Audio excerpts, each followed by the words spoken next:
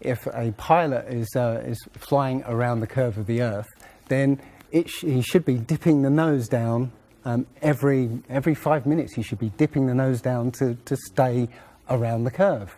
But the thing that really got me interested was, as you say, the gyroscope. In a plane, there is a artificial horizon, okay, and it's based on a gyroscope. And if you spin a gyroscope on a surface, it will want to stay upright.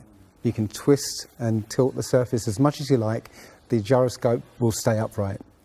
So if a plane has a gyroscope and it starts following the curve of the Earth, the gyroscope would stay upright, which means the artificial horizon will start to roll backwards. But it doesn't. That's absolute proof that a plane flies over a flat surface rather than a curved one. Because I asked the pilot on my last flight, do you ever notice the artificial horizon rolling backwards? He said, no, but the artificial horizon has complex electronics in it to make sure it knows where it is on the Earth and it compensates. But I went to the manufacturer of the artificial horizon, and they confirmed to me that it's completely mechanical, nothing electronic in it whatsoever. So it's literally just a gyroscope that can freely move. So that right there is proof to me that planes fly over a plane. None of it makes sense. The problem is that we're taught as children, this ball Earth lie, and you might ask as a child, what about the people in Australia? They're standing on the bottom of the globe, won't they fall off? And your teacher says, no, gravity. And you go, oh, okay. And you never go back to that question. But when you go back to it as an adult and start looking at it with a critical eye, right, the whole thing falls apart. As you say, the globe is spinning at 1,000 miles an hour. Neil deGrasse Tyson, who's a leading astronomer in America. I'm Neil deGrasse Tyson, bitch. Tells us that the Earth is not a perfect circle. It is actually an oblate spheroid. It's squashed and wider at the equator. Yeah. So Earth, throughout its life, even when it formed, it was spinning, and it got a little wider at the equator than it does at the poles. So it's not actually a sphere. It's oblate, and officially it's an oblate spheroid. That's what we call it. But not only that, it's slightly wider below the equator than above the equator. A little chubbier. A little chubbier. Yeah. Chubby's a good way. It's like pear-shaped. So my question to him would be, why is there land at the equator? Because water will move more readily than rock. So if the Earth is spinning, the water will be collected at the equator. I mean, if you spin a wet tennis ball, the water shoots off at the equator, essentially. So all the water will be gathered around the equator. So why is there land at the equator? Doesn't make any sense. The other thing that's about the spinning Earth is looking at the stars. Now, directly above the axis of spin is the pole star, Polaris, directly over the North Pole. And we're told that the reason that all the stars spin around the North Star is because the Earth is spinning at 1,000 miles an hour. Seems to make sense, because if you put a long exposure camera pointing at the North Star, you'll see the stars will make perfect circles around, perfect star trails. The only problem is the Earth is also orbiting the Sun at 67,000 miles an hour. The Sun is moving, dragging the Earth and all the planets up that way or that way at 600,000 miles an hour. So why do we see perfect circles? Because that's the slowest speed, that's slowest motion in that mix, And yet the Earth is moving 67 times faster that way and 600 times faster that way. So you should see the stars do all sorts of strange motions, but you don't. You only see them make these perfect circles. That tells me that it's the stars that are moving, not the Earth. The thing is, what the scientists will give you is calculations and and theories why that happens. But we have experience. We see things and they either make sense or they don't make sense. What the scientists do is substitute our common sense and our intuition for calculations and theory, and we're supposed to believe the calculations rather than what we experience ourselves. There was a famous experiment back in the 1800s in England called the Bedford Levels experiment. Now, the Bedford Levels is a canal that is perfectly straight for 6 miles. Okay, so what a chap called Samuel Rowbottom did was he took a telescope, put it in the water about 8 inches above the water, and he had a friend, in a rowboat with a flag on the back, row all the way to the other end, and he was able to see the flag on the back of the rowboat the whole distance. Now, according to spherical trigonometry, the curve of the Earth is 8 inches per mile squared. So over 5 miles, that's 5 times 5, 25, times 8, which is 200, works out, that's 200 inches, which works out at 16 feet. That means the boat should have been 16 feet below the horizon. He shouldn't have been able to see the boat. Now, the scientists will say, oh, refraction and this and light bending around the Earth and stuff. But the fact is, it's perfectly flat. And he in his book, he puts forward many arguments that show that, or many experiments that show the Earth is always perfectly flat. They say that you see the mast, go down last. It's literally just the way your vision works. Yeah, it's perspective and atmospherics basically. The limit of your vision is supposedly 3 miles. And then after 3 miles, you're supposed to see the boat start to go over the horizon. It's funny that Neil deGrasse Tyson again says that, explains that you can't see the curvature of the Earth from a plane. He says this, you can't see the curvature of the Earth from a plane because you're not high enough. The Earth is so big that you can't get high enough to see the curvature. Yet, you can apparently see a boat go over the curvature over the distance of 3 miles, which doesn't make sense. The thing is, when you look out and you see a boat start to go over the horizon, if you suddenly get a pair of binoculars and look, it comes back again.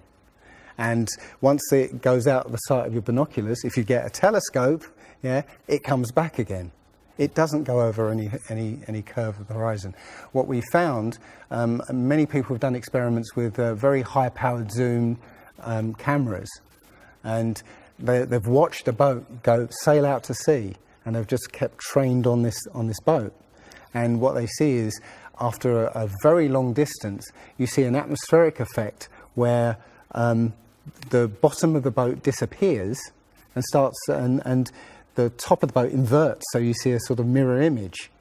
And that, with your eyesight, basically the bottom of the boat just melts into the horizon. One of the best examples of that is the Antwerp Notre Dame spire, which can be seen something like 240 kilometers away from the spire. So that should be over a mile below the horizon, and you can still see it.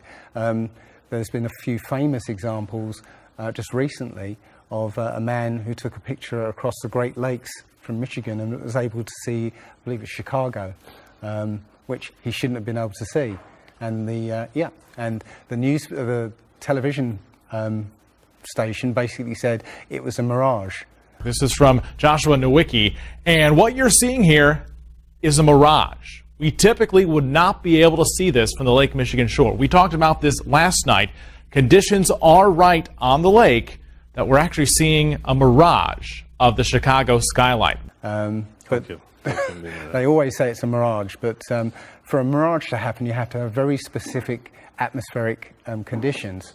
And there have been so many people who have seen exactly the same thing on different days, different seasons, always the same. You know, it's not a mirage. It's simply that you're looking across a plane. You see in a kind of pyramid shape. Yeah, you have a horizon at your eye level, and everything above the horizon will go down into the horizon. Yeah, everything below the horizon will seem to go up. Just like if you're in a long hallway, you'll see that the walls will start to move in, and the roof and the floor will start to move into the centre. Yeah, so literally between you and the object you're looking at, there's all sorts of things, sort of like waves going up and down, and while you can't see them, if they're beyond the limit of your sight, sometimes they can still obscure what you're looking at. But it's just because they're between you and it. And it's just the way, it's literally perspective. It's better if I could draw a diagram, but it's a very difficult subject to get your head around if you're not used to it. But it is perspective. One sort of other proof is there's a place in Bolivia called Salar de Uyuni, which is a salt flat. It's literally 100 miles wide one way and 80 miles across. And it's perfectly flat. And when it rains, literally you get an inch of water, and it looks like a perfect mirror. Now, how does that happen on a sphere? Yeah, it shows you that, you know, if you're one end of this salt flat, you can see perfectly clearly the other end 100 miles away. So it's just showing you that you know, the Earth is flat, and without the effect of the waves in the sea, you'll be able to see a whole lot further. If you were to go to NASA and download one of their photos of the Earth in the moon's sky and put it in Photoshop, okay, drop the saturation and the levels down, you'll see that the Earth has been pasted in, because you'll see a rectangular box around the Earth. It's all fraud, it's all fake.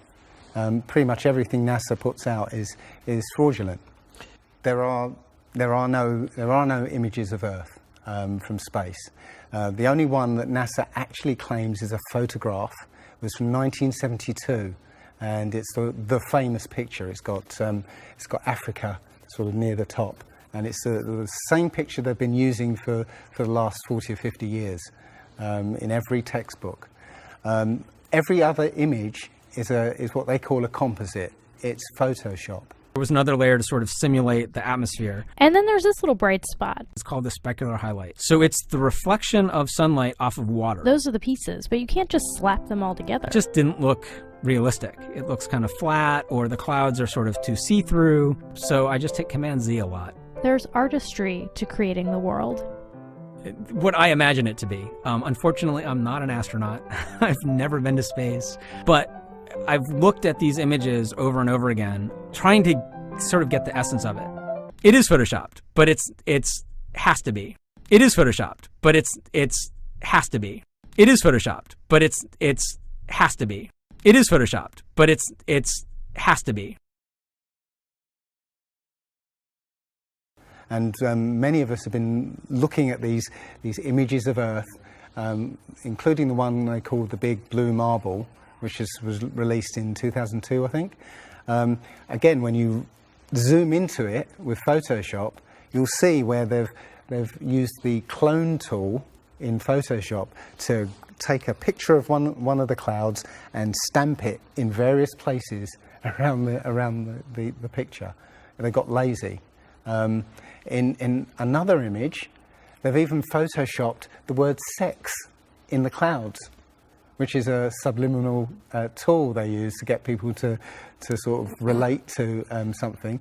They literally, you can look at this and you can find it on NASA's website. In a video I'm working on at the moment, I've got video from what they call the Galileo space probe, as it left Earth, it took a series of shots of Earth, apparently. And you see that over the course of 25 hours, the clouds never move. Okay.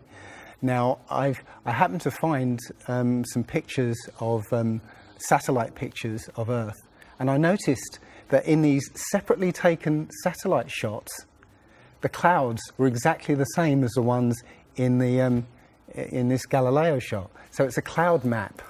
It would be very simple indeed to just silence everybody, put an end to this topic once and for all, turn the Hubble round and show us Earth in real time, zooming in onto a place so that we can see what's happening at that place, and we know that there is something up there looking down on us from space. But they will not do it. They can't do it. It can't. It doesn't exist. It literally doesn't exist. When you go onto the plane tracking software, you'll see hundreds and hundreds of flights over the northern hemisphere, and you can track those flights from beginning to end. When you look at any flight in the southern hemisphere, what you'll find is the flight takes off and disappears off the tracking, usually about an hour after takeoff, and then later on will reappear an hour before landing. Now, there's no explanation for it. I mean, the point is that distances are very different, and distances and flight plans are very different on the flat Earth than they are on the ball. And when you look at flights in the southern hemisphere, they make some really crazy, sort of deviations. So, for instance, if we look on here, let's say a flight from Cape Town over here to Australia, say Sydney in Australia, they will take you to Dubai first, somewhere around here, yes. Just recently there was a case of a woman who was pregnant on a flight, and she was her waters broke on the flight.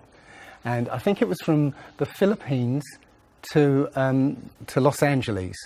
Mm-hmm. And again, if you look on this map, you're from around here somewhere to here. Okay.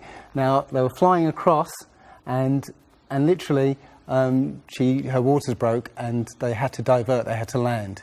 So instead of either going back to the Philippines or going on to Los Angeles, they landed in Alaska. Which again, if you look on the flat map, it's again a straight path. Santiago, Chile to Australia, mm-hmm. right? Will usually stop in Los Angeles.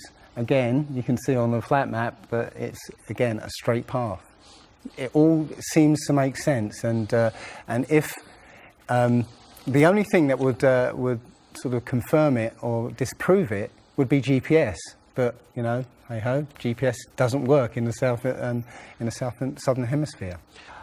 This is an issue because there have been a few people who said they've taken flights that have taken only 14 hours, and they're direct flights from Australia to South America. Now, somebody has actually redrawn the flat map to take into account these the distances, and apparently the distances work out. I haven't seen the map myself, but I should be looking further into it. But yes, up until these people came forward, and again, I haven't seen any real evidence that they have taken these flights. They told me they've taken these flights, but who knows? They can actually advertise a flight that's direct. They can price it out of the range of most people to take, and then if anybody does take it, they could cancel it. I don't think any flights actually fly directly over the North Pole at all. I think they skirt the North Pole, mm-hmm. but I don't think they fly directly over the actual pole. So mm-hmm. I don't know if it's to do with magnetics. The only thing I do know is that nothing flies over the South Pole, because again, on a flat map, the South Pole, the continent of Antarctica is the ring around the Earth. So you can't fly over the ring and get anywhere. That's why we're not allowed to go there. I mean, think about it. It's the only treaty that's all these countries have signed and never broken and completely agreed on. It's the only one. And, what treaty is there that everybody's agreed on? We're being kept away from it for a reason. They have some scientific bases there, and literally it's controlled by the military.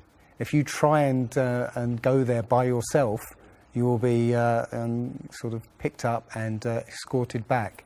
There was a guy called Jarls Anderhoy who tried to take a mission to the Antarctica, and he was picked up and taken back by the military. It's a good reason, because they don't want you finding out what's beyond. Admiral Byrd he actually did four expeditions, and most of them were military expeditions with huge military groups. Thousands of people, planes, boats, the works. And yes, he confirms in an interview that he discovered a continent as big as the continental United States out there, that was with warm water lakes and mountains and everything, that was completely uninhabited. And he described it as the other side of the South Pole to Middle America. So on the globe, that means it would be somewhere in the Indian Ocean. There's a huge continent that nobody knows about. So yeah, there's more going on than meets the eye. The other thing is, after Admiral Byrd came back after his last expedition, Antarctica was sealed off, and both America and the Russians started firing nuclear missiles straight up. Now, in America, that was called Project Operation Fishbowl, and it came under something called Project Dominic. Well, Fishbowl makes sense, because it seems like Admiral Byrd found the edge of the dome, while he was out there. And as soon as he left there, they started firing missiles straight up, I believe, to try and test how far that dome went. If you look at the footage of these explosions, what you'll see is an explosion. Well, when a bomb goes off in midair, it's a fireball. It expands in all directions and mostly up. Okay. Now, if you look at these explosions on Operation Fishbowl, they explode outwards in a ring, which means it's exploding against something, because it can't rise with the heat. So it's exploding against something and exploding outwards. Okay, and the middle of the explosion, you'll see it glows, hot, and then it cools over time. So it looks to me like they were exploding against a dome. Now, I said it was Operation Fishbowl, obviously Fishbowl, but there's a chap called Rob Skiba who discovered that the Project Dominic, the word Dominic means of the Lord, Fishbowl of the Lord. So I believe they clearly know that we're in an enclosed system, and Admiral Byrd found the edge, and they've tested to see how far it goes up. They will also say that if a sniper is trying to hit something a great distance, a couple of miles away, they have to take into consideration the spinning of the Earth, because they say that as the bullet leaves the muzzle of the gun, it's now independent of the rotation of the Earth. So, the Earth will spin away from where the bullet, and you have to take that into account. They say that about artillery shells as well, but it's not true. If that was true, a sniper would have to spend ages and ages calculating how to make that shot, and they don't. They literally take into consideration the wind and the elevation, and they don't take the Coriolis effect into consideration at all. Also, planes. If that works for bullets, if bullets, as soon as they leave the Earth, they're now independent of the spin, then why doesn't it work for planes?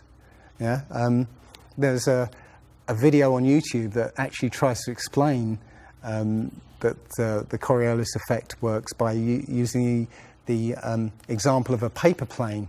You have to throw it. If you throw it north, the Earth will spin and the plane will land sort of east. But if you take the idea of a real plane, a plane would have to aim north to go east in that case. But that's not what happens. And if that was the case as well, planes would have to land on runways that are moving. And that would be impossible. But how is it that you can take a flight from London to New York and it will take exactly the same time as a flight from New York to London? Yeah, one's with the spin of the planet and the other one's against it. So it doesn't make sense. They'll say that the whole atmosphere is moving, yeah, with the planet, but that doesn't make sense either, because the atmosphere, say it's that thick, the top layer of the atmosphere will be moving slow, and as further you get in, will be moving faster. So how, if everything is moving like that, how do you get a light breeze that blows against the spin of the planet? How do you get a breeze that goes from north to south? It just doesn't make sense. And again, science will give you calculations and esoteric ideas, but you can go out and look for yourself, and you'll see what makes sense and what doesn't. The other thing is that we have senses to be able to sense acceleration. Yeah, you get in a car and somebody puts their foot down, and you get thrown back in your seat. You can feel the acceleration. Yeah, you can feel changes, very minute changes of acceleration.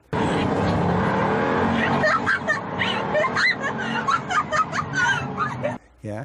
So how is it that if you live up here in Macedonia, yeah, which is spinning at maybe 700 miles an hour, yeah, because the speed it's spinning is slower than this speed. So if you took a flight down to Africa, yeah, on the equator, why don't you feel the change in acceleration? Yeah, so why don't you feel the change in acceleration? You have these senses that will register the slightest change.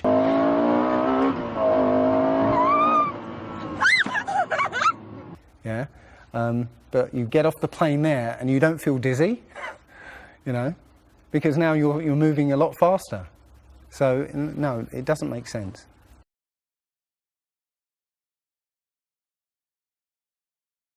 Well, you saw from his balloon when he stepped out on the platform, the curvature of the Earth.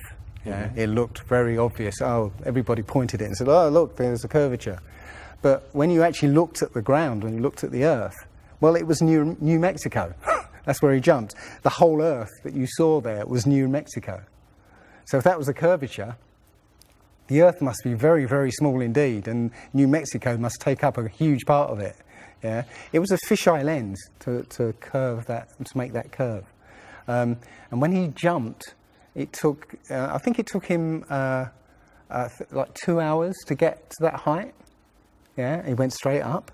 In that 2 hours, the Earth should have rotated away quite a distance, but I think he only landed something like 70 kilometers away from where he sort of went up in the first place, and that can be attributed to the wind.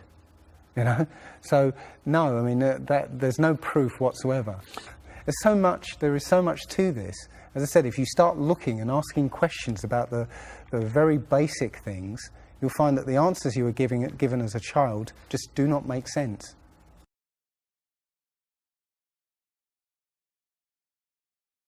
So the idea there is that it must be a globe, because the sun, if the sun's here, then it's got to be dark on the other side.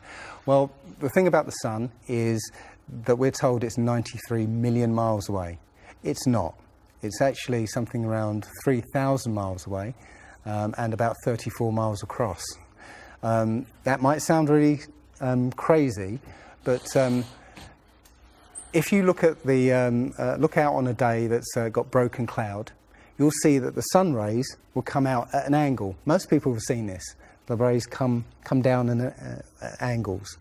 If the sun was 93 million miles away, then all the light will be coming parallel. So if you imagine, there's no way to show 93 million miles, but something way, way over there, all the light that reaches this globe will be parallel. There's no way that light can come that far and spread out like that. Now, if you follow those light rays, you'll see exactly where the sun is.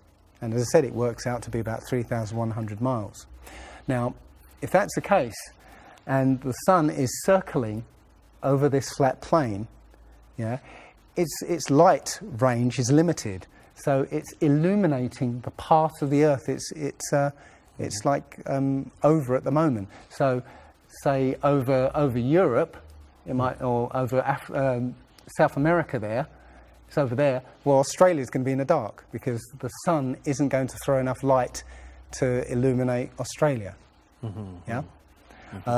Now, most people say, well, I see the sun rise and set. How can that be if it's just going round in a circle? Well, that's perspective again.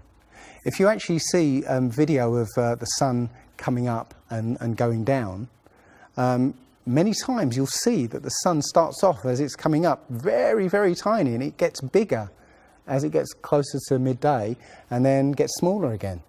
It's literally that effect of perspective, you know, with something's above you, like the ceiling in a hallway, yeah, as it goes further away, it will seem to sink down towards the horizon until it disappears beyond the limit of your sight. And that's all you're seeing. You're seeing literally the sun circling overhead, but seeming to set.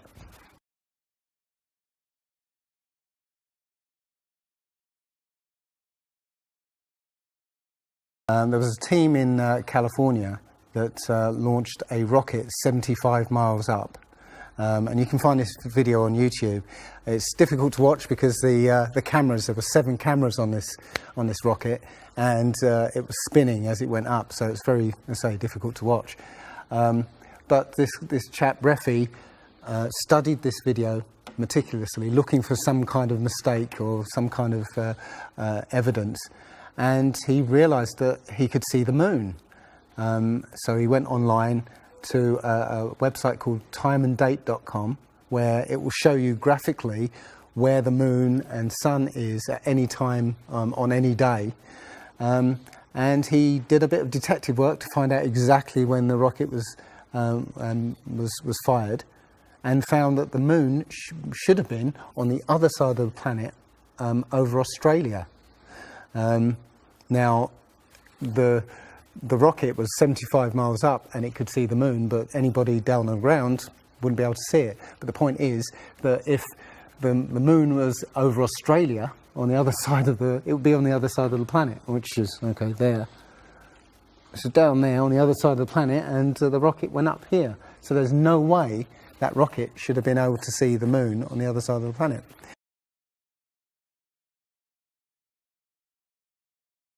If you watch the trajectory of the space shuttle, it doesn't go straight up. It always goes in a curve and out to sea.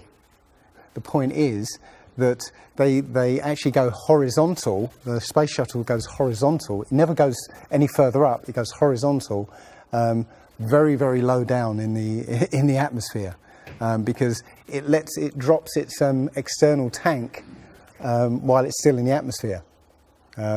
So, you know, it's still in the atmosphere while it's horizontal, so it never gets any higher, and it goes out of sight, not because it goes too high, because it goes too far downrange. And it seems that nobody's ever on the space shuttle, and the proof of that is the Challenger disaster. In, I believe it's 1986, the Challenger exploded just after takeoff and killed 7 astronauts. But it turns out that 6 of the astronauts are still alive, and most of them are using their original names. And you can find pictures of them. They're using the same names, and they're doing ordinary jobs now.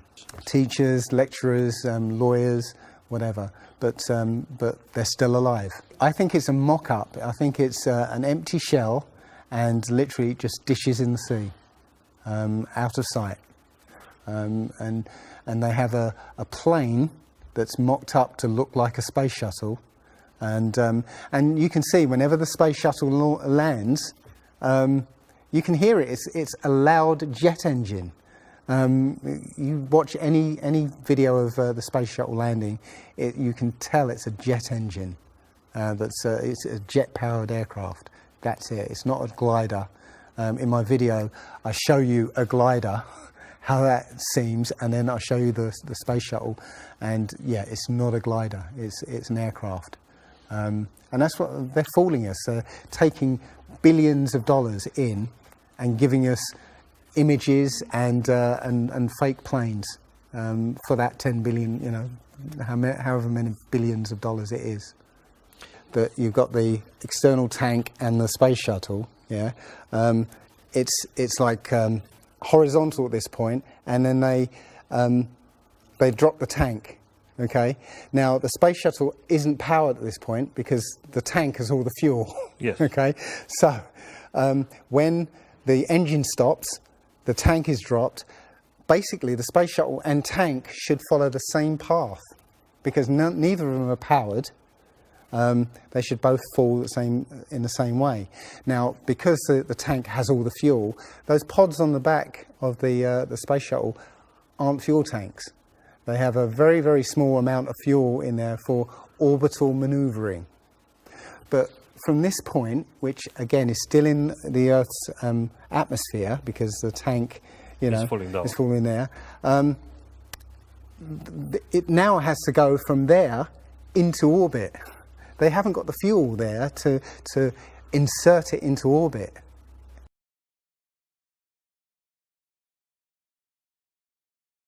Disney and NASA have worked very closely together. Disney worked with NASA on the moon project.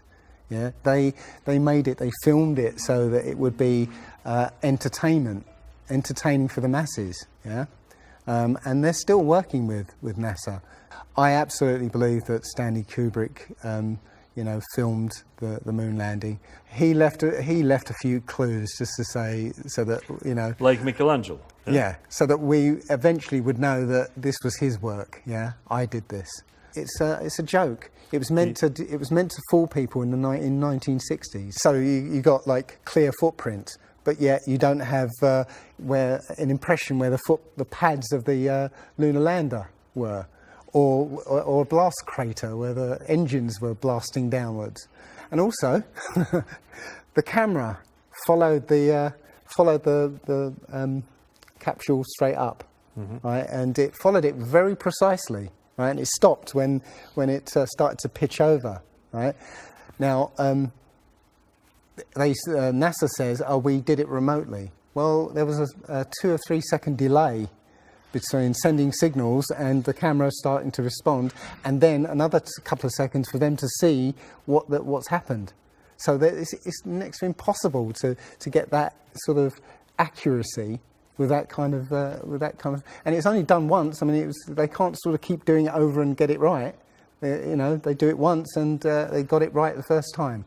So no, it's either they left an astronaut on the moon to film them, or it was fake. It was fake. It was absolutely fake. There's not too many people involved in this. I mean, NASA controls space as such. The other agencies have popped up, but literally it's a money-making scheme. NASA makes, you know, hundreds of billions of dollars a year. Dobra, a Rusy? Okay. The Russians, okay, they're getting in on the act as well. You know, they make money from this. And have you seen the imagery that they put out? The Chinese have put out, or I think it was the Japanese that put out images of Earth from the moon, and it looks even more fake than NASA's ones.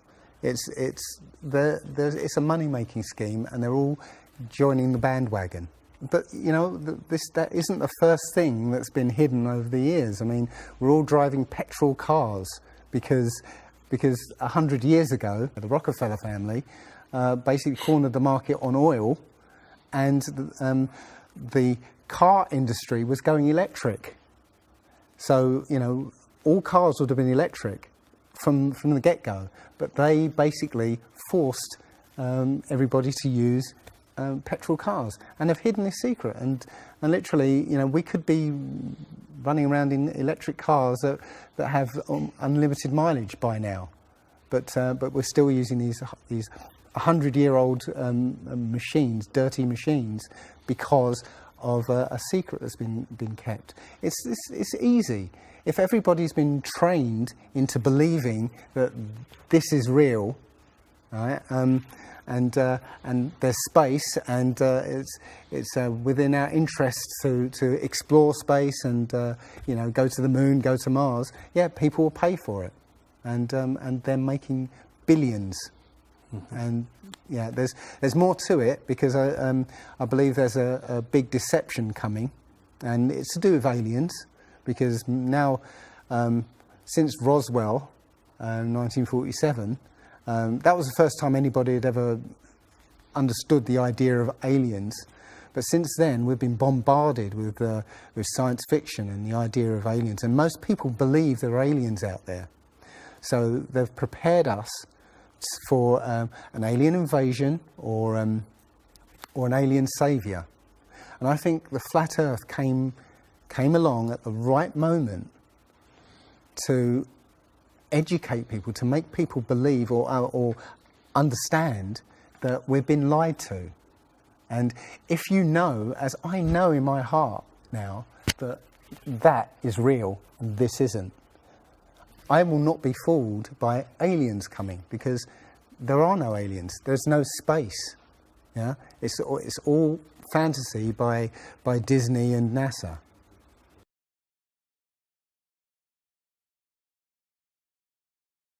Well, the Bible has a very, very clear view of what this place is, and it matches that place more than it matches this. Okay, and what it says is the great deep is under it, just water. It's just deep water, and above the firmament is water. And you know, it says in Genesis that he separated the water below from the water above, and made a space, and then made dry land appear out of the water. So what's under the flat Earth? Well, it's water, and it just goes on. Again, I don't know for sure, because I've not been under there. I don't know what's past the outside of, or the you know, the first few hundred miles of Antarctica. But everything I've seen over the last year and a half tells me that is true and this isn't. And I'm starting to believe and trust my intuition about this.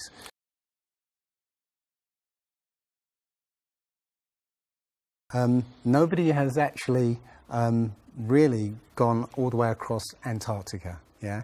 Now there are millionaires out there who could, you know, assemble the resources to make an expedition and completely, you know, go across and chart Antarctica and make a name for themselves, being the first person to do that. Yeah. But nobody ever does. One thing I was going to say, which is slightly totally off topic, but the topic I really want to go to is that people, ordinary people, have become scientists through this. Okay, you know, the science community is ignoring a lot of the things that we're looking at, and so normal people are going out and doing experiments. And one of the experiments has turned up an amazing fact that we've not been told, and it destroys the whole idea of this heliocentric system. And that is the moon. If you get a piece of card, put it on the floor, and sort of you put another piece of card to act as a barrier for the moonlight. So you have the moon above, card on the floor, and a piece of card in front to shield half of the card. Yeah. Now a lot of people have these laser thermometers. Now you can actually measure the temperature of the moonlight next to the temperature of the shade of the moonlight and you'll find the moonlight is colder than the shade, the opposite from the sun. So the moon is throwing out its own light, and that light is the opposite from the sun. Now, that tells you that it's not reflecting the sun's light. It's producing its own, and its light is different from the sun's. So, you know, the scientific community have not told us this, yeah, because they won't tell us this because it destroys this idea that the sun is, you know, is lighting up the moon.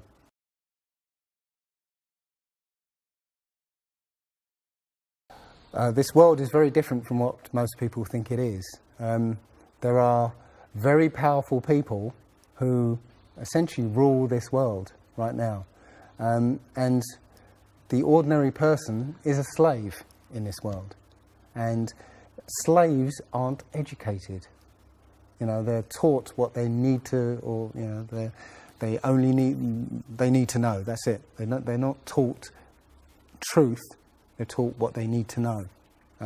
And so you're taught enough so that you can, you know, do the paperwork and operate the machinery, but you're not meant to know what's really going on, because that's the power they have over us. They know what's going on, you know, how this world works. We don't, so they can control us. One of the things about slavery is the slaves weren't freed. They were never freed. When the 14th Amendment or 13th Amendment, I can't remember which one, actually made everybody a slave. If you're a citizen of a country, you're a slave. That's what a citizen is. So they literally extended the slavery to everybody and made it an open prison, and that's where everybody in the world lives now. We're slaves to very powerful masters. We don't see bars. No. Yeah? The bars are the borders of the country. Right? You have to use a pass to get out, and they'll let you out if you show them your pass. Yeah, and sometimes they won't let you out. You know, as I was coming here, I was lining up to go on the plane, and somebody in front of me was told, "No, you can't fly. They found something in your bag, so you can't fly today." So, you know, we have, as I said, we have natural rights to travel anywhere on this earth. We were born on this earth. We have the right to travel anywhere. But our masters have kept us in small, open prisons that you need to get permission to move around.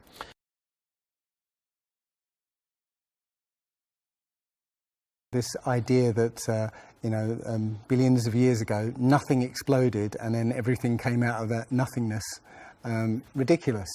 But they try to make you believe that the idea that a supreme being, a creator, created this is ridiculous compared to that idea. I mean, if you look at it objectively, I would lean towards a creator because, there's so much that points to, the fingerprint of a creator. But it's no less ridiculous than nothing exploding and becoming something.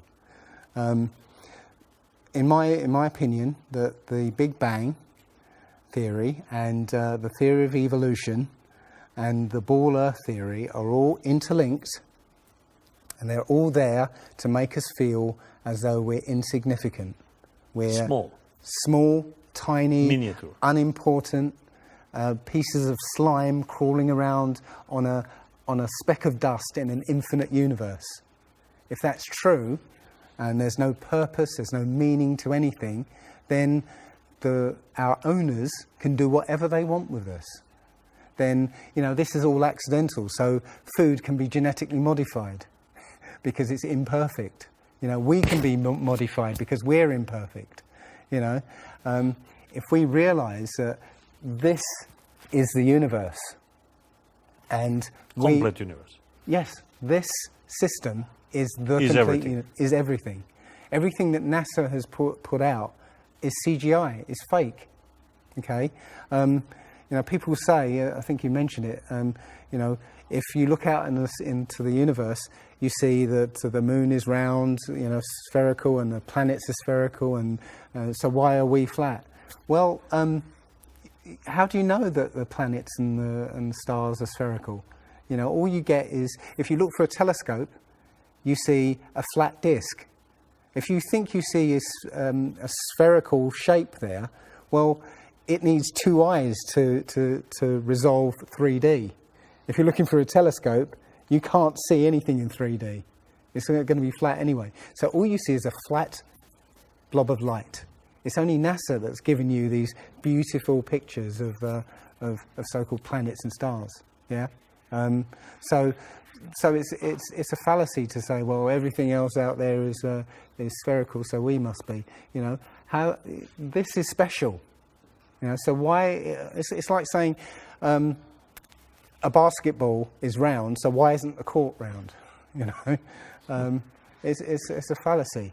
So this idea of a ball Earth, theory of evolution, the Big Bang, is all about making us feel nothing, so that we can be used. If everybody realised how special we all are, how unique every single life is, then this whole world would change overnight. We wouldn't allow ourselves to be used by this cabal. We wouldn't allow this planet to be destroyed, because they're destroying it because, oh, it's just an accidental planet, one of millions. We've found other Earths, you know. Eventually, if this one gets too messed up, we'll go to another one. No, this is it. So if we all realise that, then we wouldn't allow all these things that are going on. It's all about control. There are a small group of people who want to control the world, and because there's so many of us out there, you know, they can't control us directly. They can't, you know, this small group of people can't, you know, come round to all of us and control us directly. So they must use our own minds, our own hearts and minds against ourselves. And this is what they've done. They've educated us into this world, into this globe spinning, you know, heliocentric Big Bang evolution world, which makes us nothing.